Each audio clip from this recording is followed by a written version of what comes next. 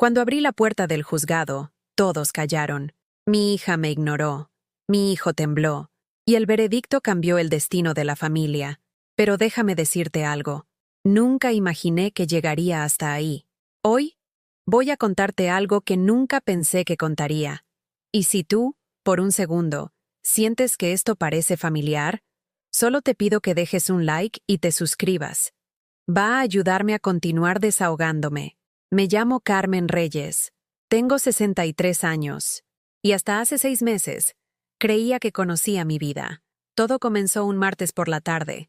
De esos días grises de noviembre en Madrid, donde el cielo parece aplastarte contra el suelo. Yo estaba en mi puesto del supermercado Al Campo, en el barrio de Carabanchel, pasando productos por el escáner como había hecho durante 21 años. El chaleco rojo del uniforme me apretaba los hombros, desgastado por tantos lavados que ya había perdido su color original. Mis dedos se movían automáticamente. Pip, pip, pip. Cada sonido era un segundo más de mi vida que se escapaba entre latas de tomate y paquetes de arroz. Frente a mí, una mujer joven luchaba con 2 niños que gritaban como si el mundo se acabara. Los pequeños golpeaban el carrito con sus puños diminutos, sus caras rojas de furia. Le sonreí con esa sonrisa profesional que te sale después de tantos años atendiendo al público, esa que esconde el cansancio, el dolor de espalda, las varices que suben por mis piernas como ríos oscuros. Llevaba mis auriculares puestos, una pequeña rebeldía contra las normas que los encargados toleraban mientras fuera eficiente y amable. Normalmente escuchaba música, algo de Rocío Jurado o Luz Casal, que hacía que las horas pasaran más rápido. Pero ese día, en lugar de música, mi teléfono reprodujo un mensaje de voz que destrozaría todo lo que creía saber sobre mi vida. Voy a buscar algo mejor. La voz de Javier sonaba clara, fría, como si estuviera leyendo el menú de un restaurante. Después de 17 años de matrimonio, después de compartir una cama, criar juntos a 2 hijos, sobrevivir a crisis económicas y enfermedades, me estaba dejando por mensaje de voz, mientras yo trabajaba, mientras escaneaba la compra de desconocidos que nunca sabrían que mi mundo se estaba derrumbando a 2 metros de ellos. Necesito a alguien que encaje con mi futuro. Voy a buscar algo mejor. Las palabras atravesaron mis auriculares como cuchillos. Ni siquiera tuvo la decencia de decírmelo en persona. Ni siquiera esperó a que llegara a casa. Un mensaje de voz, como quien cancela una cita con el dentista. Mi mano se congeló en el aire.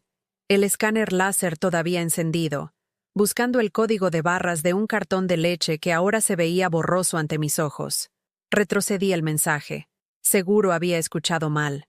Seguro Javier, que podía ser desconsiderado y egoísta pero nunca cruel, no acababa de terminar nuestro matrimonio mientras yo estaba en el trabajo, rodeada de clientes con prisa y carritos llenos. Pero la repetición confirmó cada palabra devastadora. Lo escuché una vez más. Y otra. Cada vez, el mensaje era el mismo. Cada vez mi corazón se rompía un poco más. La fila detrás de mí se impacientaba. Un hombre con traje caro consultaba su Rolex con gestos exagerados, como si cada segundo fuera más valioso que mi dolor. Una adolescente con el pelo teñido de rosa miraba su móvil, ajena a todo. Una anciana abrazaba su bolso con dedos artríticos, esperando con la paciencia de quien ha aprendido que quejarse no acelera nada. La vida seguía. El mundo continuaba girando mientras el mío implosionaba en el pasillo 7, entre los cereales y los productos de limpieza, donde la alfombra industrial guardaba las manchas de 1000 tragedias invisibles. Algo se quebró dentro de mi pecho. No fue un sonido limpio, como el cristal al romperse. Fue sucio, desgarrado, como madera vieja que cruje bajo demasiado peso. Había estado cargando ese peso durante años sin siquiera darme cuenta, y ahora toda la estructura de mi vida se derrumbaba de golpe. ¿Señora? La voz del hombre del traje sonaba irritada. ¿Hay algún problema? Levanté la vista hacia él. Este desconocido cuya mayor preocupación era llegar a tiempo a alguna reunión importante. Quise explicarle que mi esposo acababa de abandonarme por mensaje de voz, que 17 años de matrimonio habían sido desechados en 30 segundos de audio, que estaba descubriendo el momento exacto en que todo lo que creía sobre mi vida se revelaba como una mentira. En cambio, forcé una sonrisa débil y continué escaneando sus productos. Verduras orgánicas que costaban más de lo que yo gastaba en comida en una semana. Queso importado que probablemente representaba la mitad de mi salario diario. Vino que nunca podría permitirme ni para ocasiones especiales. Cada bip del escáner se sentía como una pequeña muerte. El resto de mi turno pasó en una niebla. Escaneaba, contaba cambio, empaquetaba compras, deseaba a los clientes un buen día mientras mi mente reproducía el mensaje de Javier en un bucle infinito. Voy a buscar algo mejor. Bip. Otra lata de sopa para la cena de otra familia. Necesito a alguien que encaje con mi futuro. Bip. Otra botella de vino para la celebración de otra persona. Voy a buscar algo mejor. Bip. Otro paquete de carne para la barbacoa familiar de otro hogar.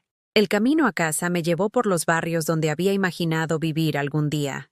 Casas con jardines cuidados, garajes para 2 coches, ventanas que brillaban con luz amarilla y cálida, sugiriendo el tipo de felicidad doméstica que siempre asumí que eventualmente sería mía. Cada lugar familiar en la ruta. La cafetería El Brillante donde Javier y yo tuvimos nuestra primera cita, compartiendo nerviosamente un trozo de tarta de queso mientras intentábamos impresionarnos mutuamente. El Parque del Retiro donde paseábamos con nuestro perro Canelo los domingos por la mañana, lanzando pelotas y fingiendo ser la pareja que lo tenía todo resuelto. El restaurante Casa Lucio donde me propuso matrimonio hace 10 años. Arrodillándose junto a una mesa decorada con rosas que de alguna manera había conseguido que estuvieran esperándonos. Ahora eran monumentos a una vida construida sobre cimientos de arena. Cada recuerdo se sentía contaminado, envenenado por el conocimiento de que mientras yo atesoraba esos momentos como prueba de la fortaleza de nuestro amor, Javier aparentemente estaba catalogando mis defectos y planeando su escape. ¿Cuánto tiempo llevaba pensando en irse? ¿Cuántas de nuestras conversaciones habían sido su forma de reunir munición para el eventual divorcio? ¿Cuántas veces me había mirado y visto no a la mujer a quien prometió amar para siempre, sino un obstáculo para la vida mejorada que sentía merecer? Carmen Teresa Reyes había crecido en una familia trabajadora de Vallecas que creía en el poder de la perseverancia. Mi madre me inculcó las virtudes de la lealtad y el compromiso, la importancia de mantener tus promesas sin importar cuán difíciles se volvieran las circunstancias. El matrimonio no se trata de encontrar a alguien perfecto, solía decir mientras doblaba ropa en nuestra pequeña cocina, el olor a detergente Whip y suavizante Mimosin, creando un telón de fondo olfativo a lecciones de vida que parecían profundas en ese momento. Se trata de elegir a alguien y luego trabajar juntos para construir algo hermoso.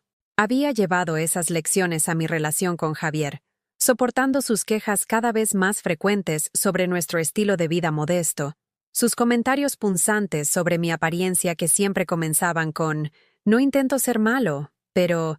y terminaban con sugerencias de mejoras que no podía permitirme. Javier trabajaba en finanzas, un hecho que mencionaba con la regularidad de alguien tomándose el pulso.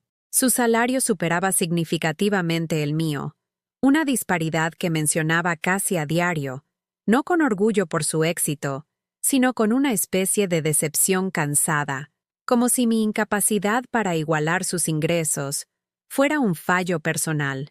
A pesar de ganar mucho más que yo, Javier nunca se había inclinado a compartir su éxito financiero de formas que pudieran mejorar nuestras circunstancias conjuntas. «Tú tienes tu sueldo», decía cada vez que sugería que podríamos juntar recursos para unas vacaciones. «Usa ese». Y lo hacía, estirando mi salario del supermercado para cubrir la mitad de las facturas, toda la compra y cualquier necesidad doméstica que surgiera. La casa estaba en silencio cuando llegué, pero era un silencio diferente al que había conocido durante 17 años de matrimonio. No era la quietud de un hogar vacío esperando llenarse de conversación y risa. Era el vacío de un espacio que había sido deliberadamente vaciado. La puerta se abrió normalmente, mi llave girando en la cerradura, pero en el momento en que entré, supe que algo fundamental había cambiado. El sofá de cuero por el que habíamos ahorrado durante 2 años desaparecido. Podía ver las marcas en la alfombra donde habían estado sus patas. El comedor que mis padres nos regalaron como regalo de boda, evanecido completamente. La mesa de caoba donde habíamos comido cenas navideñas y celebrado cumpleaños, ahora existía solo como un rectángulo ligeramente más claro en el suelo de madera. Incluso la mesa de centro que yo misma había restaurado durante un fin de semana largo. Había pasado horas lijando, revelando la hermosa veta bajo capas de abandono. Cuando apliqué la última capa de barniz y di un paso atrás para admirar mi trabajo, Javiera sintió con aprobación y dijo que se veía casi profesional. Las paredes mostraban rectángulos pálidos donde habían colgado fotografías. Estos marcos fantasmales servían como inventario de recuerdos compartidos. En el dormitorio, el armario de Javier bostezaba vacío. Mi propia ropa parecía perdida y solitaria en su lado del espacio compartido. La cuenta de ahorros, nuestra cuenta conjunta que ingenuamente le había confiado gestionar porque era mejor con los números, había sido vaciada hasta el último euro. Incluso Canelo se había ido. Nuestro Golden Retriever, encontré su correa colgada olvidada en el gancho de la cocina. Esa correa roja con costuras reflectantes, elegida específicamente para nuestros paseos nocturnos, cuando la visibilidad importaba para la seguridad. Me derrumbé en el suelo de la sala, la alfombra áspera contra mis palmas. La casa se sentía imposiblemente grande a mi alrededor. Esa noche, el hambre me llevó a la cocina, donde descubrí el insulto final: un huevo, media botella de ketchup y una rebanada de pan duro. 2 días después de encontrar mi casa vacía, cuando todavía me dolían las costillas de tanto llorar en silencio, recibí la primera llamada. Era Laura, mi hija, mi princesa, la niña a quien amamanté durante 18 meses porque no teníamos dinero para leche de fórmula. La misma que me juró en su boda que yo sería siempre su prioridad. Mamá, ¿es cierto lo que dice papá? ¿Que le pediste el divorcio porque conociste a otro hombre? Me quedé sin aire. Literalmente sentí que mis pulmones dejaban de funcionar. ¿Qué? Laura, tu padre me dejó por mensaje de voz. Me vació la cuenta. Se llevó hasta el perro. ¿De qué estás hablando? Ay, mamá, por favor. Papá nos contó todo. Que llevas meses actuando rara. Que descuidaste la casa. Que ya no eras la misma. Diego y yo lo entendemos, ¿sabes? Ya eres mayor. Es normal que te sientas sola. Pero no puedes destruir a papá así. Cada palabra era un clavo oxidado clavándose en mi estómago. Laura, hija, escúchame. Yo llegué del trabajo y la casa estaba vacía. Tu padre se llevó los muebles. La cuenta está en 0. Tengo un huevo en la nevera y nada más. ¿Eso te lo contó? Mamá, deja el drama. Papá dice que siempre exageras todo, que por eso ya no aguantaba vivir contigo. Mira, te llamo porque Diego y yo queremos pedirte algo. Ahora que os vais a divorciar, ¿podrías renunciar a tu parte de la casa? Es que papá la necesita. Está conociendo a alguien y quiere rehacer su vida. Tú puedes irte a un piso más pequeño, ¿no? Al fin y al cabo, estás sola. Me senté en el suelo de la cocina. Mis piernas no me sostenían. ¿Renunciar a la casa? Laura, esa casa la pagué yo. Yo di el 80% de la entrada con el dinero que ahorré limpiando oficinas cuando vosotros erais pequeños. Trabajé turnos dobles durante años para pagar la hipoteca. Mamá, por favor, no empieces con tus historias de mártir. La casa está a nombre de papá. Eso significa que es suya. Y Diego y yo pensamos que lo justo es que tú no le compliques más la vida. Ya le hiciste bastante daño. Colgó antes de que pudiera responder. Me quedé ahí, en el suelo de baldosas frías, sosteniendo el teléfono como si fuera una granada a punto de explotar. Mi hija, mi niña, la que lloraba en mis brazos cada vez que tenía pesadillas, la que me hizo prometer que nunca la abandonaría. Acababa de pedirme que me quedara sin techo para que su padre pudiera ser feliz con otra mujer. 3 días después llegó Diego. No llamó al timbre. Usó su llave. Entró como si la casa todavía fuera suya también, con esa actitud de quien tiene derecho a todo sin pedir permiso. Hola, mamá.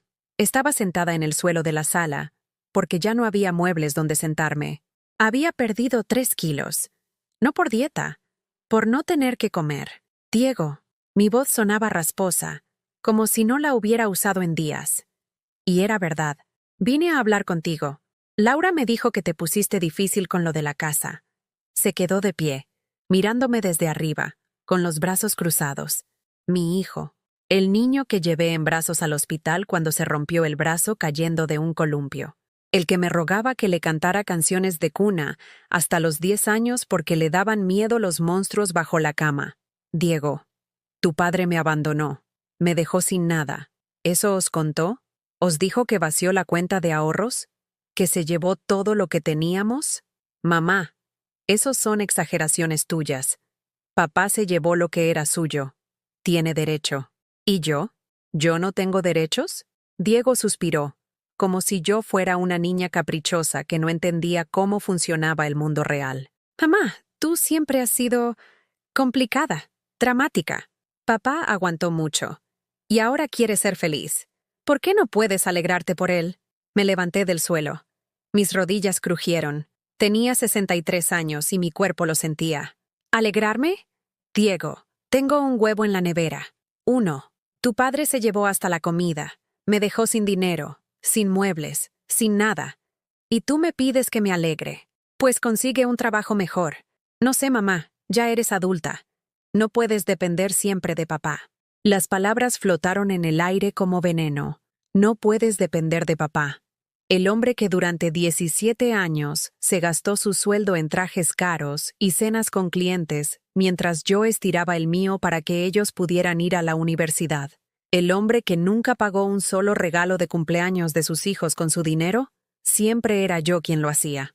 Diego, yo trabajé 3 empleos cuando tu padre y yo nos casamos. 3. Limpiaba oficinas de madrugada, trabajaba en el supermercado por las tardes y los fines de semana cosía ropa. Todo para que tú y tu hermana pudierais estudiar, para que no os faltara nada. ¿Y ahora me dices que dependo de vuestro padre? Mamá, eso fue hace 1000 años. Ya basta de vivir en el pasado. Laura y yo queremos que firmes la renuncia a la casa. Papá ya tiene los papeles preparados. Solo necesita tu firma. Sacó un sobre de su chaqueta. Un sobre grueso, lleno de documentos legales que ni siquiera intentó explicarme. Si no firmas, tendremos que ir a juicio. Y créeme, mamá, no vas a ganar. La casa está a nombre de papá. No tienes nada que hacer. Me tendió una pluma cara, de esas que cuestan más que mi salario de una semana. Lo miré a los ojos, esos ojos que eran iguales a los míos. Y por primera vez en su vida, vi a un extraño. No voy a firmar, dije con voz temblorosa pero firme. ¿Qué? Que no voy a firmar. Esa casa la pagué yo. Tengo los recibos, tengo las transferencias, tengo testigos. Y si tu padre quiere quitármela, va a tener que llevarme a juicio. Diego guardó los papeles con rabia. Está bien, mamá, como quieras. Pero no vengas llorando después cuando pierdas todo. Y no cuentes con nosotros. Nos has obligado a elegir entre tú y papá. Y elegimos a papá. Se fue dando un portazo. Me quedé de pie en medio de la sala vacía, sosteniendo las paredes para no caerme. Mis hijos acababan de elegir al hombre que me había destruido, y yo acababa de decidir que no iba a dejar que me enterraran viva. Esa noche llamé al abogado Mendoza otra vez. Señor Mendoza, necesito ayuda legal, y necesito acceder al dinero del fideicomiso. Señora Reyes, cuénteme todo, absolutamente todo. Y por primera vez en mi vida, le conté a alguien la verdad completa, sin vergüenza, sin excusas, sin intentar proteger a las personas que me habían destrozado. Cuando terminé, el abogado guardó silencio durante un largo momento. Señora Reyes, con todo respeto, lo que su familia le ha hecho es abuso económico y emocional. Pero tengo buenas noticias. Usted tiene derecho legal sobre esa propiedad. Y vamos a demostrarlo. Por primera vez en semanas, sentí algo parecido a la esperanza. Pequeña, frágil, pero ahí estaba. La semana siguiente fue una de las más oscuras de mi vida. No porque las cosas empeoraran, ya no podían empeorar más, sino porque empecé a ver con claridad cosas que llevaba años negándome a ver. Me senté en el suelo de mi dormitorio vacío, rodeada de cajas con las pocas pertenencias que Javier no se había dignado a llevarse, y empecé a hacer algo que nunca había hecho: recordar con honestidad. ¿Cuándo fue la última vez que Javier me miró con cariño? Pasé horas intentando recordar un solo momento en los últimos 5 años donde hubiera habido ternura en sus ojos al mirarme. No pude encontrar ninguno. ¿Cuándo fue la última vez que celebramos algo juntos sin que él mencionara cuánto le había costado o cuánto tiempo había perdido? Tampoco lo recordaba. ¿Cuándo fue la última vez que mis hijos me llamaron solo para preguntar cómo estaba, sin pedirme algo a cambio? Esa pregunta me dolió más que todas las anteriores juntas. Saqué mi teléfono y revisé los mensajes de los últimos 2 años. Diego me había escrito exactamente 17 veces. 17 mensajes en 24 meses. Conté cada uno. 14 eran para pedirme dinero, 2 para decirme que no podría visitarme en mi cumpleaños, y uno, solo uno, era para felicitarme por Navidad. Un mensaje genérico que probablemente había enviado a toda su lista de contactos. Laura había sido más constante, 42 mensajes, pero al leerlos con esta nueva claridad brutal, la ilusión se desmoronó. 38 eran solicitudes. Mamá, ¿puedes cuidar a los niños el sábado? Mamá, necesito que me prestes 300 euros. Mamá, ¿puedes ir a recoger a Paula del colegio? Tengo una cita en el spa. Solo 4 mensajes en 2 años no me pedían nada. 4. Me recosté contra la pared y dejé que las lágrimas corrieran libremente. No eran lágrimas de tristeza. Era algo peor. Era luto. Estaba de luto por personas que todavía estaban vivas, pero que nunca habían sido quienes yo creía que eran. Esa noche no pude dormir. A las 3 de la madrugada, hambrienta y agotada, bajé a la cocina. Abrí la nevera y miré el huevo solitario que llevaba días ahí. Lo único que me quedaba para comer. Lo cociné con el último chorrito de aceite que encontré en un rincón del armario. Me lo comí de pie, junto a la ventana, mirando el Madrid dormido. Las luces de los edificios parpadeaban como estrellas caídas. Pensé en mi madre, en cómo me había criado sola después de que mi padre nos dejara, en cómo nunca se quejó, nunca nos hizo sentir que éramos una carga. Había muerto hacía ya 10 años, pero en ese momento la extrañé con una intensidad que me cortó la respiración. Mamá, susurré en la oscuridad, ¿cómo lo hiciste? ¿Cómo sobreviviste a esto? Y entonces lo entendí. Mi madre no había sobrevivido en realidad. Había muerto a los 68 años, agotada, sin haber vivido un solo día para ella misma. Había dado todo, absolutamente todo, y se había marchado de este mundo sin haber recibido ni una fracción de vuelta. Yo tenía 63, 5 años menos que mi madre cuando murió. ¿Iba a repetir su historia? ¿Iba a dejar que me consumieran hasta que no quedara nada de Carmen? ¿Solo los restos de una mujer que existió únicamente para servir a otros? Ese pensamiento me aterrorizó más que quedarme sin casa, sin dinero, sin familia. Al día siguiente, martes, tenía turno en el supermercado. Llegué como siempre, a las 7 de la mañana, y me puse mi chaleco rojo, pero algo había cambiado. Cada cliente que pasaba por mi caja se veía diferente ahora. Una mujer de mi edad compró una botella de vino cara, queso importado, chocolate belga. Pagó con tarjeta de crédito sin mirar el precio. Cuando le di su ticket, me miró a los ojos. Realmente me miró y dijo, «Gracias, que tengas un buen día». Y sonaba sincera.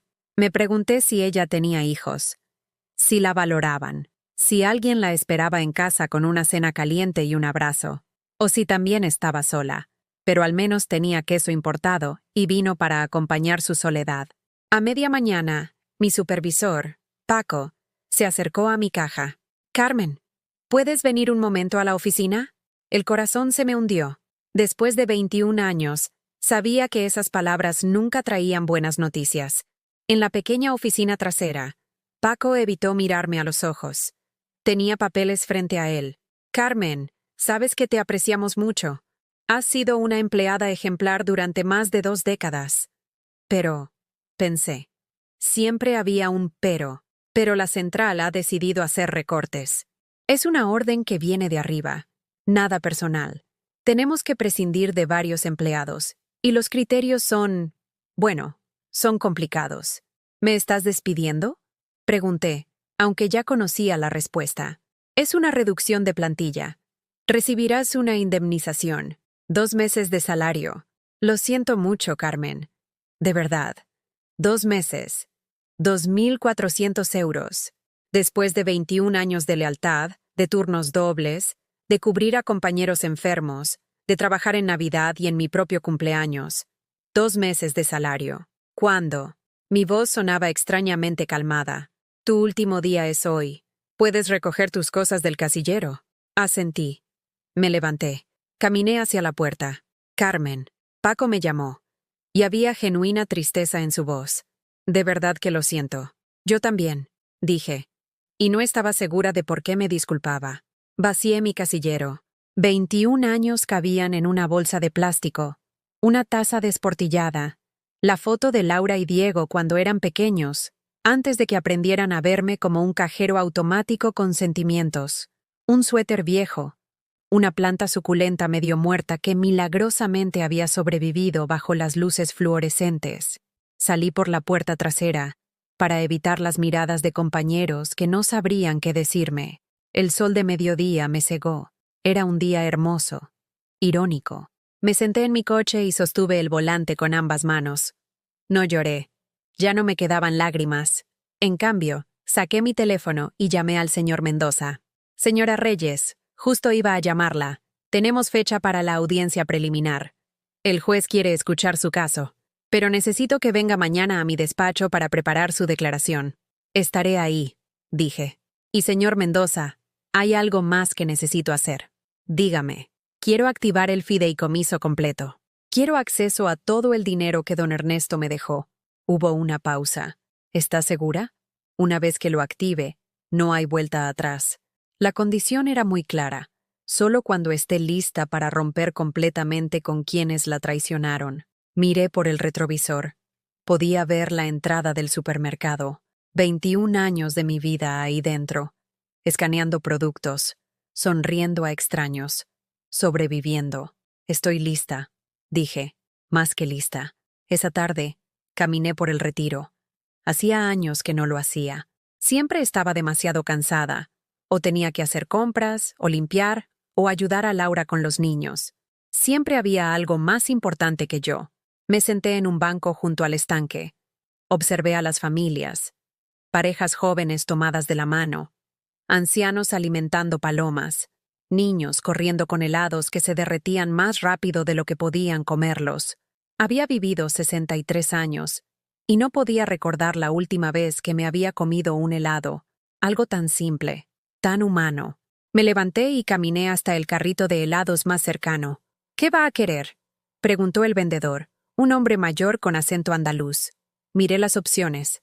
Chocolate, vainilla, fresa, nata. El más caro, dije. Quiero el más caro que tenga. Me cobró 5 euros. 5 euros por un helado artesanal de pistacho con trocitos de almendra. Lo pagué sin pensarlo. Me senté de nuevo en el banco y le di el primer bocado. Estaba delicioso. Y por primera vez en meses, sonreí. Una sonrisa pequeña, tímida, rota, pero era mía. Solo mía. El despacho del señor Mendoza estaba en un edificio antiguo de la Gran Vía, de esos con ascensores de hierro forjado y escaleras de mármol que habían visto pasar un siglo de historias. Subí hasta el 5º piso sintiendo cada escalón en mis rodillas cansadas, pero también sintiendo algo nuevo. Determinación. La secretaria, una mujer joven con gafas de pasta, me ofreció café. Acepté. Hacía días que no tomaba café de verdad, solo el aguado del supermercado que me llevaba en un termo. El señor Mendoza la está esperando, doña Carmen. Entré a una oficina llena de libros de leyes y diplomas en las paredes. El abogado tenía 70 y tantos años, el pelo completamente blanco, pero los ojos brillantes y astutos de alguien que había ganado muchas batallas en los tribunales. Señora Reyes, siéntese por favor. Señaló una silla de cuero frente a su escritorio. He estado revisando toda la documentación del fideicomiso. Don Ernesto fue muy específico en sus instrucciones. Sacó una carpeta gruesa y la abrió con cuidado casi reverencial. 4 millones de euros han estado generando intereses durante 11 años. El total actual es de 5.800.000 euros. Las cifras flotaron en el aire. Yo, que había llorado por 300 euros, que había estirado 20 euros para comer una semana, que había cosido ropa usada hasta que mis dedos sangraban. Don Ernesto dejó también esta carta. Me pidió que se la entregara solo cuando activara el fideicomiso. Me entregó un sobre amarillento, sellado con lacre rojo. Lo abrí con manos temblorosas. Querida Carmen, si estás leyendo esto, significa que finalmente comprendiste lo que intenté enseñarte durante años. No eres solo una limpiadora, no eres solo una madre, no eres solo la esposa de alguien o la madre de alguien. Eres Carmen. Y Carmen merece respeto, dignidad y amor. No permitas que nadie te robe eso nunca más. Este dinero no es caridad, es justicia. Úsalo para vivir la vida que siempre mereciste. Con cariño, Ernesto Valdés. Las lágrimas cayeron sobre el papel, manchando la tinta. Pero esta vez no eran lágrimas de dolor. Eran de gratitud hacia un hombre que me había visto cuando yo misma me había vuelto invisible. Señor Mendoza, necesito que me ayude con algo más aparte del caso de la casa. Lo que necesite. Quiero saber si legalmente puedo cortar todo contacto con mis hijos. Quiero cambiar mi testamento. Y quiero proteger mis bienes de cualquier reclamación futura.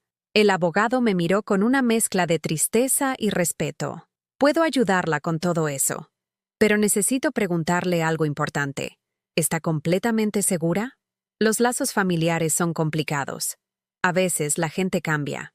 Señor Mendoza, mis hijos me pidieron que firmara la renuncia a mi propia casa para que su padre pudiera ser feliz con otra mujer. No preguntaron si tenía comida. No preguntaron si tenía dónde dormir. Me dijeron que era mi culpa, que era dramática, que vivía en el pasado. Estoy segura. Asintió lentamente. Entonces empecemos. Primero, vamos a congelar cualquier acceso que su esposo o hijos pudieran tener a información sobre sus finanzas. Segundo, vamos a preparar su caso para la audiencia. Tengo aquí los recibos que me envió, las transferencias bancarias, todo. Su caso es sólido, señora Reyes. Muy sólido. Pasamos 3 horas repasando cada documento, cada prueba, cada detalle de los últimos 17 años. Cuando terminamos, el sol ya se estaba poniendo sobre Madrid. La audiencia es en 2 semanas, dijo Mendoza. Hasta entonces mantenga un perfil bajo. No contacte a su familia. No responda a provocaciones. Y por favor, cuídese. Esto va a ser emocionalmente agotador. Salí del despacho sintiendo algo extraño en el pecho. Me tomó un momento identificarlo. Era Esperanza. Frágil, pequeña, asustada. Pero ahí estaba. Esa noche dormí en casa de mi vecina, la señora Amparo. Era una mujer de 70 años, viuda, que vivía sola con 3 gatos. Cuando le expliqué mi situación, no hizo preguntas. Solo abrió su puerta y su sofá. Mi esposo me dejó por su secretaria cuando yo tenía 50 años. Me dijo mientras me preparaba una tortilla francesa. Me quedé sin nada. Tuve que empezar de cero. Fue lo mejor que me pudo pasar. ¿Lo mejor? Pregunté, incrédula. Porque descubrí quién era yo sin él. Descubrí que podía ser feliz sola. Que no necesitaba a alguien que me hiciera sentir pequeña para sentirme completa. Esa noche, acostada en su sofá bajo una manta que olía a lavanda, pensé en sus palabras. ¿Quién era yo sin Javier? ¿Sin mis hijos? ¿Sin el supermercado? No lo sabía, y eso me aterrorizaba y emocionaba a partes iguales. A la mañana siguiente sonó mi teléfono. Era un número desconocido. Dudé, pero contesté. ¿Mamá? Era la voz de mi nieta, Sofía, la hija de Laura. Tenía 12 años. Sofía, cariño, ¿cómo conseguiste mi número? Lo tenía guardado. Mamá no lo sabe. Estoy llamando desde el móvil de mi amiga. Mi corazón se aceleró. ¿Está todo bien? Mamá y la tía están muy enfadadas. Escuché que hablaban de ti anoche. Decían cosas feas, abuela. Decían que eres mala. Pero yo sé que no es verdad. Tú nunca has sido mala conmigo. Las lágrimas amenazaban con volver. Sofía, ¿por qué me llamas? Porque te extraño. Y porque escuché a mamá decir que papá perdió mucho dinero en apuestas y por eso necesitan tu casa. Y que el abuelo Javier le prometió que cuando se divorciara de ti, podría vender la casa y ayudarles a pagar las deudas. El mundo se detuvo. ¿Qué dijiste? Que papá debe dinero. Mucho dinero. Y mamá está desesperada. Por eso quiere que firmes los papeles. No es por el abuelo, abuela. Es por el dinero. Cerré los ojos. Por supuesto que había algo más detrás. Mi hija no estaba eligiendo a su padre por amor o lealtad. Lo estaba eligiendo porque necesitaba el dinero de la venta de mi casa para salvar a su esposo de sus deudas de juego. Sofía, gracias por decirme esto, pero no quiero que tengas problemas. No le digas a nadie que me llamaste. ¿De acuerdo? ¿Abuela? ¿Sí, cariño? ¿Vas a estar bien? Porque yo te quiero. Aunque mamá diga que no debo. Algo se rompió y se reconstruyó en mi pecho al mismo tiempo. Yo también te quiero, Sofía. Mucho. Y sí, voy a estar bien. Te lo prometo. Colgué y llamé inmediatamente al señor Mendoza. Tenemos información nueva, le dije. Y cambia todo. Esa tarde, Mendoza contrató a un investigador privado. En 3 días teníamos pruebas. El esposo de Laura debía más de 100.000 euros a prestamistas y casas de apuestas online. Javier había prometido ayudarles después del divorcio, vendiendo la casa y quedándose con el dinero. Mi casa, la que yo había pagado, la que yo había mantenido. Iban a venderla para pagar deudas de apuestas. Con esta información, su caso es incluso más fuerte, dijo Mendoza. Podemos demostrar que hay conspiración para despojarla de su patrimonio. El juez no va a tomar esto a la ligera. Faltaban 10 días para la audiencia cuando recibí un mensaje de Diego. Mamá, papá quiere hablar contigo. Dice que podemos llegar a un acuerdo sin tribunales. Por favor, sé razonable. Piensa en la familia. Pensé en responder. Pensé en explicar, una vez más, todo lo que había hecho por ellos. Pero entonces recordé las palabras de don Ernesto. Carmen merece respeto, dignidad y amor. Y borré el mensaje sin contestar. Esa noche, cenando una sopa que la señora Amparo había preparado, me di cuenta de algo. Había pasado una semana entera sin llorar.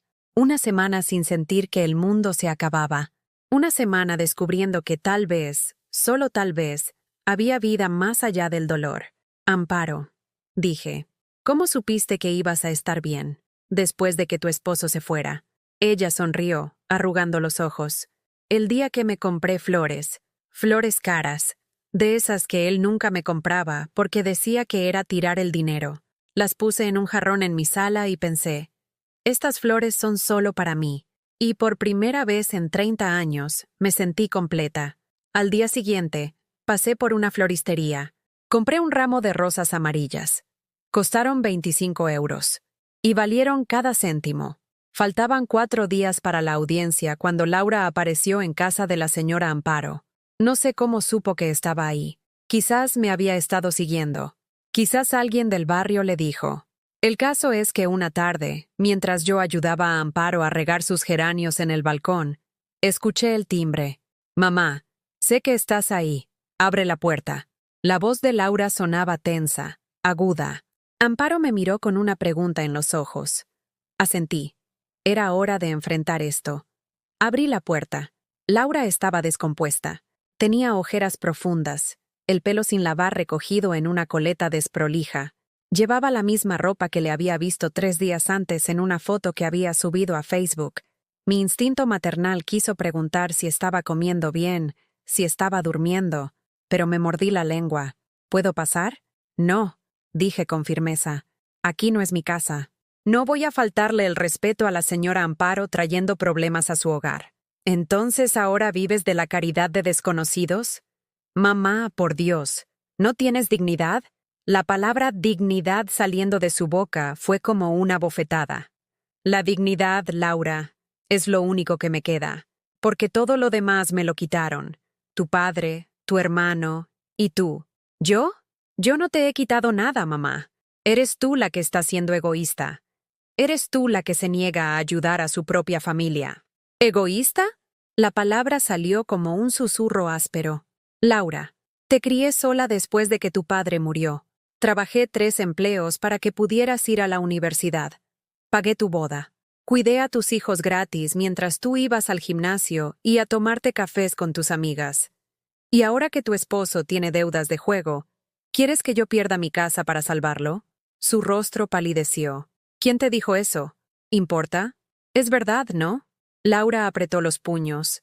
Por un momento pensé que iba a golpearme. En cambio, sus ojos se llenaron de lágrimas. No sabes lo que es estar casada con alguien que tiene un problema. No sabes la vergüenza. Los acreedores llamando a todas horas. Las amenazas. Pensé que si vendíamos la casa, podríamos empezar de nuevo. Que podría salvar mi matrimonio. ¿Y yo? ¿Dónde quedo yo en esos planes, Laura? Tú eres fuerte, mamá. Siempre lo has sido. Siempre te las arreglas. Pero yo no puedo hacerlo sola. Tengo hijos. Tengo una familia que mantener. Yo también tenía una familia que mantener. Y lo hice, sola, sin pedirle a mi madre que perdiera su casa. Es diferente. ¿Por qué? ¿Porque tú importas más que yo? ¿Porque tu dolor vale más que el mío? Laura se secó las lágrimas con rabia. Papá tenía razón. Eres imposible. Todo tiene que ser un drama contigo. Todo tiene que ser sobre cuánto has sufrido, cuánto has dado. ¿Sabes qué, mamá? Estoy cansada. Cansada de tus sacrificios. Cansada de que me hagas sentir culpable por tener una vida. Nunca te pedí que te sintieras culpable por tener una vida, Laura. Solo te pedí que me vieras. Que me trataran como a un ser humano, no como a un cajero automático.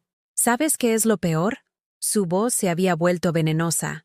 Que Sofía me pregunta por ti. Te extraña. Y yo tengo que explicarle que su abuela está siendo egoísta. Que está rompiendo la familia por orgullo. Mencionó a Sofía. Mi dulce Sofía. Y algo en mí se endureció como el acero. No uses a tu hija como arma contra mí, Laura. Si Sofía me extraña es porque sabe que la quiero. De verdad. Sin condiciones. Sin esperar nada a cambio. Algo que tú nunca aprendiste a hacer. Eres una bruja. Escupió las palabras. Una bruja amargada que no puede soportar ver a otros felices. No, Laura. Soy una mujer que finalmente aprendió a no permitir que la pisoteen. Y si eso me convierte en bruja, entonces sí, soy una bruja. Se dio la vuelta para irse, pero se detuvo. En el juicio, voy a testificar. Voy a contar cómo siempre has sido manipuladora. Cómo siempre usaste el chantaje emocional para controlarnos. Papá y Diego también van a testificar. Cuando el juez escuche todo, va a entender qué clase de persona eres. Adelante, dije con una calma que no sabía que poseía. Digan lo que quieran. La verdad tiene una forma curiosa de salir a la luz. Laura bajó las escaleras con pasos furiosos. Yo me quedé en la puerta, temblando, hasta que sentí la mano de Amparo en mi hombro. Lo hiciste bien, dijo suavemente. Sé que no se siente así, pero lo hiciste bien. Esa noche no dormí. Di vueltas en el sofá, reproduciendo cada palabra de la conversación. La parte más dolorosa no fue la rabia de Laura, fue su incapacidad total de ver mi humanidad. Para ella, yo seguía siendo solo mamá, solo la persona que debía dar, sacrificar, desaparecer cuando fuera necesario. 2 días antes de la audiencia, Diego me envió un mensaje largo. Lo leí 3 veces, buscando algún rastro de arrepentimiento, alguna señal de que mi hijo todavía existía en algún lugar debajo de la persona en la que se había convertido. Mamá, sé que estás enojada, entiendo que te sientas herida, pero esto se ha ido de las manos. Laura está sufriendo, su matrimonio está en crisis. Papá solo quiere seguir adelante con su vida. ¿Por qué tienes que complicarlo todo? La casa es solo una casa. Puedes conseguir un apartamento pequeño. No necesitas tanto espacio. Pero para nosotros, esa venta lo cambiaría todo. Podríamos saldar deudas, empezar de nuevo. ¿No fue eso lo que siempre nos enseñaste? ¿Que la familia se ayuda? Por favor, recapacita. No vayas a ese juicio. Firma los papeles. Haz lo correcto. Si alguna vez nos quisiste, demuéstralo ahora. Diego. Leí el mensaje hasta que las palabras perdieron sentido. Si alguna vez nos quisiste, demuéstralo ahora. Como si 20 años de despertarme a las 4 de la mañana para limpiar oficinas no fuera demostración suficiente. Como si las noches sin dormir cuando estaban enfermos no contaran. Como si cada euro que gané y gasté en ellos fuera invisible. No respondí. En cambio, escribí algo que nunca pensé que escribiría. Una carta. No para ellos, para mí. Querida Carmen, pasaste 63 años creyendo que tu valor dependía de cuánto podías dar, de cuánto podías sacrificar, de cuánto dolor podías soportar en silencio. Pero estabas equivocada. Tu valor no depende de lo útil que seas para otros. Tu valor existe simplemente porque existes, porque respiras, porque sientes, porque mereces ocupar espacio en este mundo sin tener que ganártelo constantemente. A partir de hoy, vas a vivir para ti. Vas a tomar decisiones que te protejan, aunque otros te llamen egoísta. Vas a decir no, aunque te llamen cruel. Vas a priorizar tu paz, aunque te acusen de no amar a tu familia, porque amar a otros nunca debió significar destruirte a ti misma. Y si tardaste 63 años en aprenderlo, no importa. Aún tienes tiempo. Aún puedes vivir. Con amor, Carmen. Guardé la carta en mi bolso. La leería cada vez que dudara, cada vez que la culpa amenazara con arrastrarme de vuelta. La noche antes de la audiencia, la señora Amparo insistió en que cenáramos bien. Preparó paella, esa auténtica que lleva horas de trabajo. Puso la mesa con su mejor mantel. Encendió velas. Mañana comienza tu nueva vida, dijo, sirviéndome vino. Sin importar lo que pase en ese juzgado, mañana empiezas a vivir libre. Tengo miedo, admití. Miedo de verlos. Miedo de lo que van a decir. Miedo de perderlos para siempre. Mi niña. Amparo tomó mi mano con sus dedos arrugados y cálidos. Ya los perdiste. Lo que vas a hacer mañana es simplemente reconocerlo. Y está bien sentir miedo. El miedo significa que estás haciendo algo valiente. Esa noche soñé con mi madre. Estaba joven, como en las fotos viejas, con su vestido de flores y su sonrisa cansada. Me abrazaba y me decía, «Hija, haz lo que yo nunca pude. Vive». Desperté con lágrimas en las mejillas, pero con una claridad que no había sentido en meses. Me puse mi mejor vestido. Uno azul marino que había comprado años atrás para la boda de Diego y que nunca había vuelto a usar. Me maquillé con cuidado. Me peiné. Me miré al espejo. La mujer que me devolvía la mirada ya no era la cajera agotada del supermercado. Ya no era la esposa invisible. Ya no era la madre que se había borrado a sí misma. Era Carmen. Simplemente Carmen. Y Carmen estaba lista para pelear. El juzgado de Plaza de Castilla era un edificio moderno de cristal y hormigón que contrastaba con los edificios antiguos de los alrededores. Llegué 30 minutos antes de la hora señalada. El señor Mendoza ya me esperaba en la entrada, con su maletín de cuero gastado y una expresión seria pero confiada. «Buenos días, Carmen. ¿Está lista?» «No», respondí honestamente. «Pero voy a hacerlo de todas formas». Sonrió levemente. «Esa es la mejor actitud. Recuerde, mantenga la calma. Responda solo lo que le pregunten. No se deje provocar. Su verdad es lo suficientemente poderosa sin necesidad de gritar». Subimos en un ascensor silencioso hasta la tercera planta. Los pasillos olían a papel viejo y café institucional. Otras personas esperaban en bancos de madera, algunas llorando, otras con rostros pétreos de quien ya no siente nada. Me pregunté cuántas tragedias familiares se resolvían cada día entre estas paredes. Nos sentamos en un banco frente a la sala de audiencias. Mis manos temblaban ligeramente. Mendoza revisaba documentos, murmurando números y fechas. Yo solo podía mirar la puerta cerrada y preguntarme qué habría del otro lado. A las 10:05 los vi llegar. Primero Javier, con un traje nuevo que probablemente costó más que mi salario de 3 meses. Caminaba con esa confianza arrogante de quien cree que ya ganó.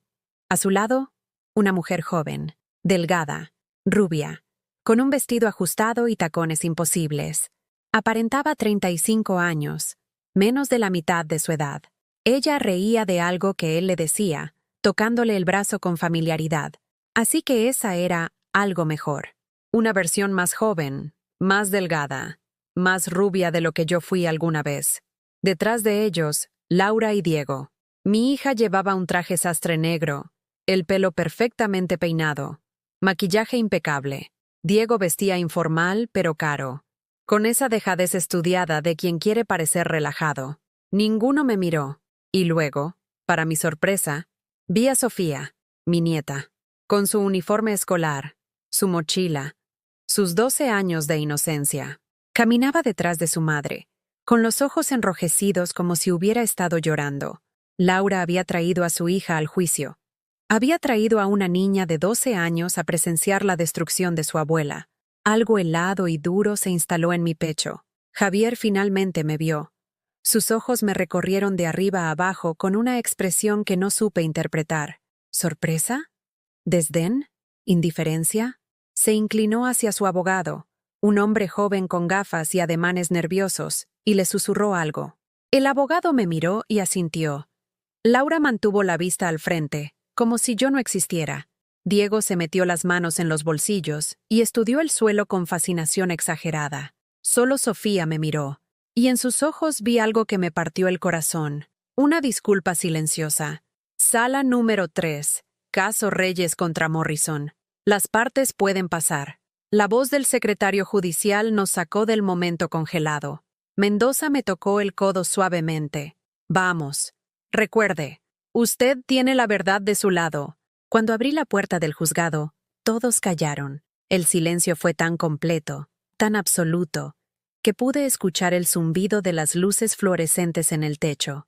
Mi hija me ignoró, deliberadamente girando la cabeza hacia la ventana. Mi hijo tembló, apenas perceptible, como si mi presencia física lo confrontara con algo que prefería no ver. Y entonces entendí que ese veredicto, sin importar lo que dijera el juez, ya había cambiado el destino de esta familia, porque nada volvería a ser igual. Nunca. La sala era pequeña, funcional, una mesa larga para el juez, que aún no había llegado, 2 mesas enfrentadas para las partes, bancos de madera para el público, donde Sofía se sentó sola, abrazando su mochila como si fuera un salvavidas. Nos sentamos, yo a la izquierda con Mendoza, ellos a la derecha, Javier, su abogado joven, y detrás Laura y Diego como testigos. La mujer rubia había desaparecido, probablemente esperando afuera. Después de todo, sería de mal gusto traer a tu amante nueva al juicio de divorcio. De pie, anunció el secretario. Entra el señor juez. El juez era un hombre de unos 50 años, con canas en las sienes y una expresión de cansancio profesional. Se sentó, abrió el expediente y nos miró por encima de sus gafas de lectura. Bien, estamos aquí para la audiencia preliminar en el caso de separación de bienes entre Carmen Teresa Reyes González y Javier Antonio Morrison Ruiz. Su voz era neutra, casi aburrida, como si fuera el 10º caso idéntico que veía esa semana. Antes de escuchar testimonios, ¿alguna de las partes desea proponer un acuerdo extrajudicial? El abogado de Javier se puso de pie inmediatamente. Sí, señoría. Mi cliente está dispuesto a ofrecer a la señora Reyes una suma de 30.000 euros a cambio de que renuncie a cualquier reclamación sobre la vivienda conyugal y firme el divorcio exprés sin solicitar pensión compensatoria. 30.000 euros. Por una casa que valía 250.000. Por 17 años de matrimonio. Por mi dignidad. Mendoza me miró, esperando mi reacción. Me incliné hacia él y susurré. No. Se puso de pie. Mi clienta rechaza la oferta, señoría. Estamos aquí para demostrar que la propiedad en cuestión fue adquirida principalmente con fondos aportados por ella, y que el señor Morrison ha actuado de mala fe al vaciar cuentas conjuntas y apropiarse de bienes del matrimonio sin consentimiento. El juez asintió, sin mostrar sorpresa ni interés particular. Entendido. Procederemos entonces a escuchar a las partes. Señora Reyes, tiene la palabra. Me puse de pie con las piernas temblorosas. Sentí el peso de todas las miradas, especialmente la de Sofía, que me observaba con lágrimas deslizándose silenciosamente por sus mejillas. Señoría, Mi voz sonó débil, quebrada. Respiré profundo y lo intenté de nuevo. Señoría, compré esa casa con los ahorros de 20 años de trabajo. Trabajo que empecé cuando mi primer esposo murió y me quedé sola con 2 hijos pequeños. ¿Tiene pruebas de esos pagos?, interrumpió el juez. Mendoza se levantó y entregó al secretario una carpeta gruesa. Aquí están todos los recibos de transferencia, señoría. 200.000 euros depositados por la señora Reyes para la entrada de la vivienda. El señor Morrison aportó 50.000. La hipoteca se pagó durante años con fondos de ambos, pero en proporción 70-30, siendo ella quien cubría la mayor parte. El juez revisó los documentos en silencio. Podía ver su ceño fruncirse ligeramente. ¿Por qué entonces la escritura está solo a nombre del señor Morrison? Porque... Tragué saliva. Porque él me convenció de que era mejor así. Para efectos fiscales, dijo, que me protegería en caso de problemas legales con su empresa. Yo confié. ¿Y las cuentas conjuntas que menciona su abogado? Mendoza entregó más documentos. El señor Morrison vació una cuenta de ahorros conjunta 3 días antes de abandonar el domicilio conyugal. 42.000 euros que correspondían a ahorros de ambos. ¡Mentira! La voz de Javier cortó el aire como un cuchillo. Ese dinero era mío, producto de bonos de mi trabajo. Ella no aportaba casi nada. El juez lo miró con severidad. Señor Morrison, tendrá su turno para hablar. Siéntese. Javier se sentó, pero pude ver la rabia en su mandíbula apretada. Continúe, señora Reyes. También se llevó todos los muebles, los que compramos juntos, los que me regalaron mis padres en mi boda anterior. Incluso se llevó a nuestro perro. El perro era mío, masculló Javier, y su abogado le puso una mano en el brazo para callarlo. ¿Algo más que desee añadir?, preguntó el juez. Miré a Laura y Diego. Ellos mantenían la vista fija en la mesa, como si estudiar la madera fuera la tarea más importante de sus vidas. Sí, señoría. Quiero que conste que mis hijos me han pedido repetidamente que renuncie a mis derechos sobre esta propiedad, no por amor a su padre, no por justicia, sino porque el esposo de mi hija tiene deudas de juego y necesitan el dinero de la venta para pagarlas. Laura se puso de pie de golpe. ¡Eso es mentira! ¡Es una mentira vil! El juez golpeó su mazo. ¡Orden! Señorita, siéntese o la haré desalojar. Tenemos pruebas, señoría. Mendoza entregó otro sobre. Informes de un investigador privado que documentan las deudas del señor Matías Cordero, esposo de Laura Morrison. Más de 100.000 euros en prestamistas y casas de apuestas online. El silencio que siguió fue ensordecedor. El juez revisó los documentos, su expresión cada vez más seria. Esto es muy irregular. Señor Morrison, ¿tenía usted conocimiento de estas deudas cuando ofreció ayudar a su hija con los fondos de la venta de la vivienda? Javier no respondió. Su abogado susurraba furiosamente a su oído. Responda a la pregunta, señor Morrison. Yo quería ayudar a mi hija. No hay nada malo en eso. ¿Usando bienes que legalmente no son suyos en su totalidad? El juez cerró la carpeta con un golpe seco. Vamos a hacer un receso de 30 minutos. Quiero hablar con ambos abogados en mi despacho. Ahora. Se levantó y salió por una puerta lateral. Los abogados lo siguieron. Y nosotros nos quedamos ahí, en ese silencio terrible, donde las familias se rompen y la verdad finalmente sale a la luz. Los 30 minutos se sintieron como 30 horas. Nadie habló. Nadie se movió. Javier miraba su teléfono con las manos tensas. Laura lloraba en silencio, limpiándose las lágrimas con rabia. Diego salió de la sala sin decir palabra. Yo me quedé sentada, con las manos entrelazadas sobre mi regazo, sintiendo el peso de años de silencio finalmente roto. Mendoza había salido con los otros abogados, dejándome sola en mi lado de la sala. Entonces Sofía se levantó de su banco. Caminó hacia mí con pasos lentos, inseguros. Laura levantó la cabeza. Sofía, vuelve aquí ahora mismo. Mi nieta me ignoró. Se sentó en la silla al lado de la mía y tomó mi mano. Sus dedos pequeños, cálidos, envolvieron los míos. Lo siento, abuela, susurró. Siento mucho todo esto. No es tu culpa, cariño, le dije apretando su mano. Nada de esto es tu culpa. Sofía. La voz de Laura sonó histérica. Te dije que volvieras aquí. No, mamá. Me quedo con la abuela. Si no vienes ahora mismo, te juro que... ¿Qué? Sofía giró la cabeza para mirar a su madre, y había algo nuevo en su voz. Algo que me rompió y me llenó de orgullo al mismo tiempo. ¿Me vas a castigar por querer a mi abuela? ¿Por no querer ser como tú? Laura palideció. No sabes lo que dices. Eres una niña. Sé que la abuela siempre me trató con amor, que nunca me pidió nada a cambio, que cuando estaba enferma, Era ella quien venía a cuidarme, no tú. Y sé que tú solo la llamas cuando necesitas algo. Lo he visto toda mi vida, mamá. No soy estúpida. Sofía, por favor. La voz de Laura se quebró. No hagas esto. No aquí. ¿Dónde entonces, mamá?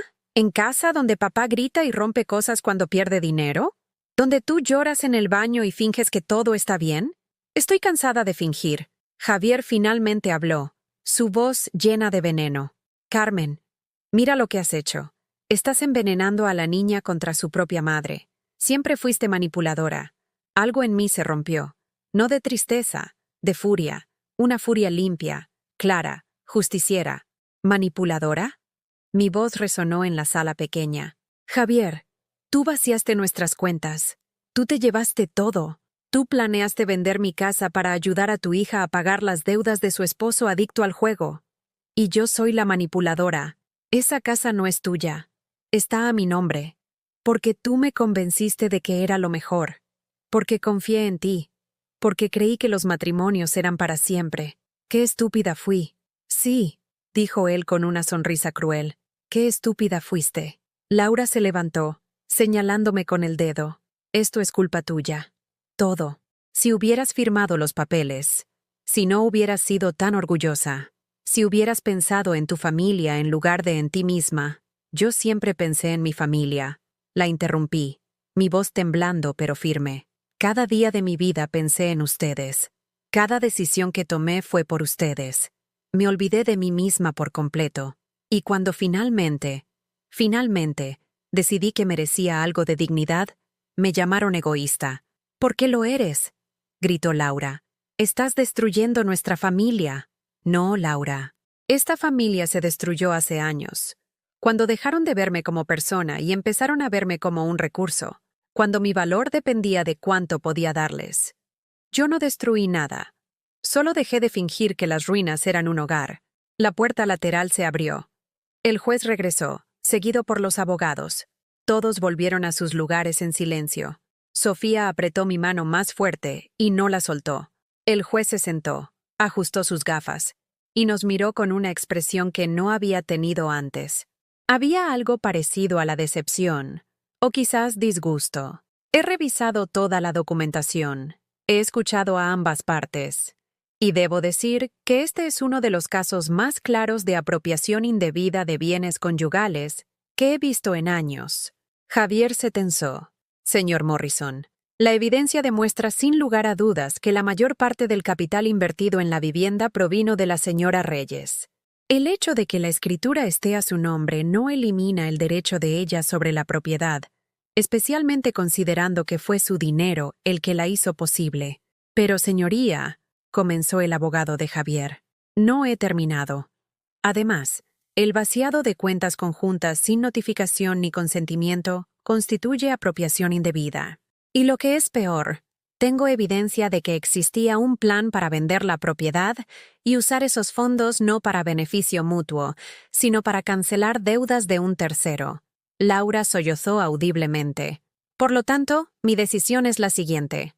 La propiedad ubicada en Carabanchel será transferida completamente a nombre de Carmen Teresa Reyes González, quien deberá compensar al señor Morrison con la suma de 50,000 euros, equivalente a su aporte inicial documentado. Eso es injusto.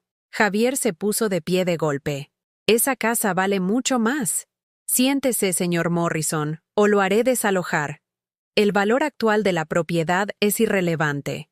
Usted contribuyó 50,000, recibirá 50,000. La revalorización corresponde a quien mantuvo y cuidó la propiedad durante todos estos años, que según toda la evidencia fue la señora Reyes. Además, continuó el juez, ordeno al señor Morrison devolver los 42,000 euros de la cuenta conjunta en un plazo no mayor a 60 días, más intereses. ¿Y los muebles?, preguntó Mendoza. Los bienes muebles extraídos de la vivienda sin consentimiento deberán ser devueltos o compensados económicamente según tasación. Eso incluye la mascota familiar, si la señora Reyes así lo desea. Miré a Javier. Él tenía el rostro rojo, las manos apretadas en puños. A su lado, Laura lloraba sin intentar ocultarlo. Diego había vuelto a entrar y estaba pálido como la cera. ¿Tiene algo que agregar, señora Reyes? Preguntó el juez. Me puse de pie lentamente. Sofía soltó mi mano con cuidado.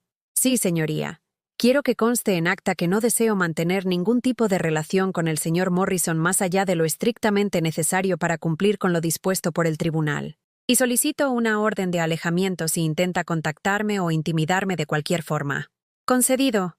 ¿Algo más? Miré a mis hijos. Laura me devolvió la mirada con odio puro. Diego no podía mirarme a los ojos. No, señoría. Es todo. Bien, esta audiencia ha concluido. Los documentos finales estarán listos en 2 semanas. Pueden retirarse. El golpe del mazo resonó como un trueno final. Javier salió furioso de la sala, empujando la puerta con tanta fuerza que rebotó contra la pared. Su abogado lo siguió corriendo, intentando calmarlo. Laura se quedó un momento más, mirándome con una expresión que no pude descifrar. ¿Rabia? ¿Dolor? ¿Arrepentimiento? Espero que estés feliz, dijo con voz helada. Acabas de destruir a tu familia. No, Laura. Tu padre la destruyó cuando me abandonó por mensaje de voz. Tú la destruiste cuando me pediste que me quedara sin techo. Yo solo me negué a ser enterrada en las ruinas. Eres una egoísta cruel. Y algún día te vas a morir sola y te vas a arrepentir. Quizás, admití. Pero prefiero morir sola con dignidad que vivir rodeada de gente que me trata como basura. Laura agarró a Sofía del brazo. Vamos. Ahora. Mamá, me haces daño. He dicho ahora, Sofía. Mi nieta me miró una última vez mientras su madre la arrastraba hacia la salida. En sus ojos vi una promesa silenciosa. Volveré. Y en los míos, ella debió ver otra. Te estaré esperando. Diego fue el último en irse. Se detuvo en la puerta. Giró la cabeza como si fuera a decir algo. Pero finalmente solo negó con la cabeza y se marchó. Me quedé sola con Mendoza en la sala vacía. Mis piernas cedieron y tuve que sentarme de nuevo. Lo hizo muy bien, Carmen. Muy bien. No me siento bien. Me siento vacía. Es normal. Acaba de ganar una batalla muy importante. Pero las victorias también duelen. ¿Duelen siempre así? Solo las que valen la pena. Salimos del juzgado a un Madrid brillante de media mañana. El sol me cegó por un momento. En la calle, la vida seguía. Gente caminando apurada, autobuses pasando, vendedores ambulantes ofreciendo sus productos. El mundo no se había detenido por mi tragedia personal. Nunca lo hacía. Mendoza me acompañó hasta el metro. ¿Qué va a hacer ahora?, preguntó. Pensé en la casa vacía que ahora era legalmente mía. Pensé en el dinero del fideicomiso esperando en el banco. Pensé en la señora Amparo y sus geranios. Pensé en Sofía y su mano pequeña sosteniendo la mía. Voy a vivir, dije finalmente. Por primera vez en 63 años. Voy a vivir. 3 meses después del juicio, me mudé de vuelta a mi casa. Pero no era la misma casa que Javier había vaciado. Era algo completamente nuevo. Con parte del dinero del fideicomiso contraté a una decoradora. Una mujer joven llamada Patricia que me preguntó algo que nadie me había preguntado en décadas. ¿Qué te hace feliz, Carmen? ¿Qué colores te gustan? ¿Cómo quieres sentirte en tu propia casa? No supe qué responder al principio. Había pasado toda mi vida adulta decorando espacios para otros, eligiendo colores que le gustaran a Javier, comprando muebles que impresionaran a las visitas, creando un hogar que sirviera a todos menos a mí. No lo sé, admití. Nunca me lo había preguntado. Patricia sonrió. Entonces vamos a descubrirlo juntas. Pasamos semanas visitando tiendas, mirando revistas, probando muestras de pintura en las paredes. Y lentamente, Carmen emergió. La Carmen que había estado enterrada bajo años de sacrificio y olvido de sí misma. Resulta que me gustaban los colores cálidos, los amarillos suaves, los naranjas tenues, los verdes que recordaban a jardines y primaveras. Resulta que no me gustaban los muebles ostentosos que Javier había elegido. Prefería cosas simples, cómodas, acogedoras. Pinté las paredes. Compré un sofá enorme y suave, donde podía acurrucarme con un libro. Llené la casa de plantas. Tantas plantas que Patricia bromeó diciendo que estaba creando una selva urbana. Coloqué cuadros que me hacían sonreír, no que impresionaran a invitados que nunca venían. Y adopté un perro. No un Golden Retriever como Canelo. Esta vez elegí una perra mestiza del refugio, una mezcla imposible de razas con un ojo medio cerrado y 3 patas. La llamé Libertad, libre para los amigos. Libre me seguía por toda la casa, cojeando alegremente con sus 3 patas, como si no supiera que le faltaba una, como si la pérdida no definiera su capacidad de ser feliz. Aprendí mucho de esa perra. La señora Amparo venía a tomar café todas las tardes. Nos sentábamos en mi balcón recién decorado, con vistas a los tejados de Carabanchel, y hablábamos de todo y de nada. Ella me contaba historias de su juventud, yo le contaba de mis planes para el futuro, porque ahora tenía planes. Por primera vez en mi vida, tenía planes que no involucraban a nadie más que a mí. Me inscribí en clases de pintura. Siempre me había gustado el arte, pero nunca había tenido tiempo. Ahora tenía todo el tiempo del mundo. Descubrí que no era muy buena, pero eso no importaba. Lo importante era el placer de mezclar colores, de ver algo creado por mis propias manos que no servía a ningún propósito práctico. Arte por el simple placer del arte. También empecé a viajar, pequeños viajes al principio. Un fin de semana en Toledo, 4 días en Granada, una semana en Galicia comiendo pulpo y caminando por la costa. En cada lugar, comía en restaurantes sin mirar los precios. Compraba souvenirs ridículos que me hacían feliz. Me tomaba fotos sonriendo, sola, sin necesitar a nadie más en el encuadre para que la imagen tuviera valor. Javier pagó el dinero que el juez ordenó, los 50.000 de su aporte inicial y los 42.000 de la cuenta conjunta. Lo hizo con retraso, obligando a Mendoza a amenazar con acciones legales adicionales. Pero finalmente pagó. No me devolvió los muebles. En su lugar, el tribunal lo obligó a compensarme económicamente. Usé ese dinero para amueblar mi casa nueva. Cada pieza elegida por mí, para mí. De Laura y Diego no supe nada durante esos primeros meses. Bloqueé sus números. Bloqueé sus redes sociales.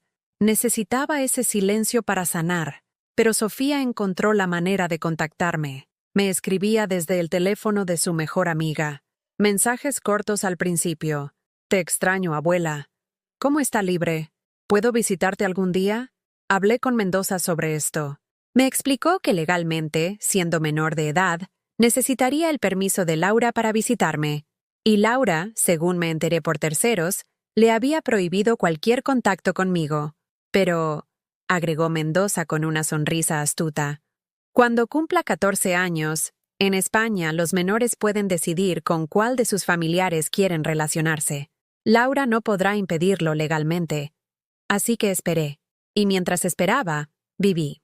6 meses después del juicio, en una tarde de primavera perfecta, estaba en mi balcón pintando un jarrón de flores cuando sonó el timbre. Libre corrió a la puerta ladrando con su ladrido agudo y tonto. Abrí sin mirar por la mirilla. Un error que ya no cometería. Era Diego. Se veía terrible. Había perdido peso. Tenía ojeras profundas. El pelo despeinado. Ropa arrugada. Hola, mamá. Nos quedamos mirándonos en silencio. Parte de mí quería cerrarle la puerta en la cara. Pero otra parte, esa parte maternal que nunca desaparece completamente sin importar cuánto daño te hagan, quería abrazarlo y preguntarle qué había pasado. ¿Qué quieres, Diego? Necesito hablar contigo. Por favor, no tenemos nada de qué hablar. Mamá, por favor, solo 5 minutos. Después, si quieres, me voy y no vuelvo nunca más. Lo dejé entrar, contra mi mejor juicio. Se sentó en el borde de mi sofá nuevo, mirando la casa transformada con ojos sorprendidos. Está muy diferente. Bonita. Gracias. Libre lo olisqueó con desconfianza. Luego se sentó a mis pies, como guardiana. Mamá, yo vine a disculparme. Las palabras quedaron suspendidas en el aire. No dije nada, solo esperé. Me equivoqué. Nos equivocamos. Laura y yo. Papá nos mintió sobre muchas cosas. Nos hizo creer que tú eras el problema, que tú eras la egoísta, la difícil. Y nosotros le creímos porque era más fácil que aceptar que él era el villano. Continúa. Después del juicio, todo se vino abajo. Papá se fue a vivir con esa mujer, Cristina. La relación duró 3 meses. Ella lo dejó cuando se dio cuenta de que no tenía tanto dinero como presumía. Laura. Laura sigue con Matías, pero las cosas están muy mal. Las deudas siguen creciendo. Están pensando en declararse en bancarrota. ¿Y vienes a pedirme dinero? No, se apresuró a decir. No, mamá. No vengo a pedir nada. Solo vengo a decirte que lo siento, que tenías razón en todo, que te tratamos como basura cuando eras lo único bueno en nuestras vidas. Sentí algo moverse en mi pecho. No era perdón, todavía no, pero era algo. Diego, ¿sabes cuántas veces en estos meses pensé en ustedes? ¿Cuántas veces quise llamarlos? ¿Cuántas veces lloré por mis hijos? Él asintió con lágrimas en los ojos. Pero también sé que si los perdono ahora, si abro esa puerta, volveremos al mismo patrón. Yo dando, ustedes tomando, yo sacrificándome, ustedes aprovechándose. No, mamá. Te juro que...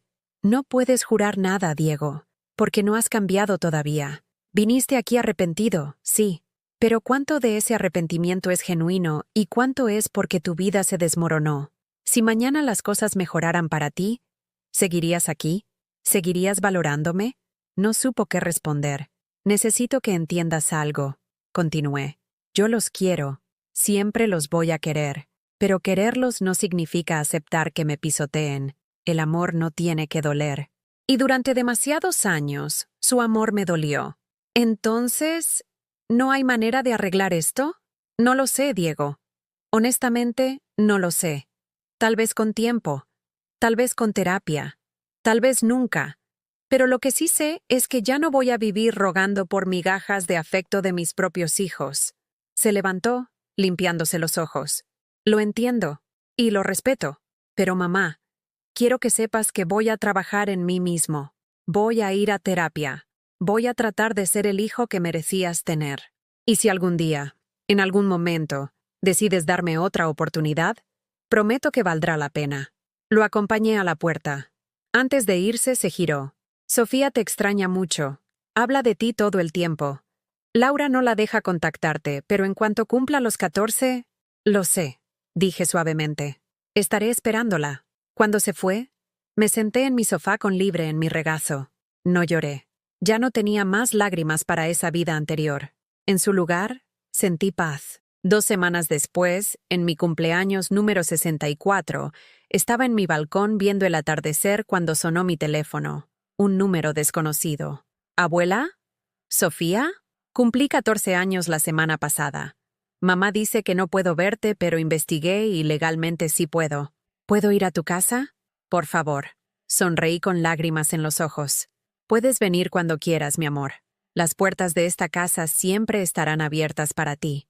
Hoy, mientras escribo esto sentada en mi balcón, con Libre roncando a mis pies y una taza de té caliente en mis manos, me pregunto, ¿has vivido algo parecido? ¿O conoces a alguien que esté pasando por esto ahora mismo? Si es así, déjame tu respuesta en los comentarios. Porque estas historias necesitan ser contadas, necesitan ser escuchadas. Y si esta historia te conmovió, te pido que le des like y te suscribas al canal. Porque tal vez alguien más necesita escuchar que está bien elegirse a uno mismo, que está bien decir no, que está bien vivir, que nunca es demasiado tarde para renacer.